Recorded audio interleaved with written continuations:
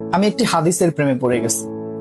হাদিসটা হচ্ছে ঠিক এমন যে যখন বান্দা একটি ঘরে কান্না শুরু করে এবং তখন আল্লাহর ফেরেশতারা বলে যে আল্লাহ তোমার এই বান্দাটা কি জন্য কষ্ট পাচ্ছে, এবং ফেরেশতারা আল্লাহর কাছে কান্নাকাটি করে বলে যে তার মনের ব্যথাকে তুমি আল্লাহ কমিয়ে দাও। তখন আল্লাহ তাআলা বলেন যে আমার বান্দা এমন কোনো কিছুর মায়া পড়েছিল বা ভালোবেসেছিল যা আমার চাইতে সে বেশি ওই জিনিসটার প্রতি ভালোবেসে ফেলেছিল।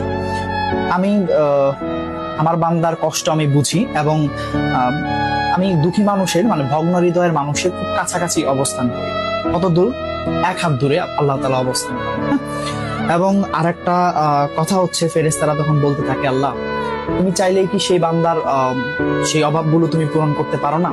তখন আল্লাহ তাআলা বলেন যে আমি ওয়াদা করতেছি আমার বান্দা যে জিনিসটা তার জীবন থেকে হারিয়েছে তার চাইতে অধিক উত্তম জিনিস আমি তাকে দিব, যা দেখে পৃথিবীর মানুষ বিস্মিত হবে।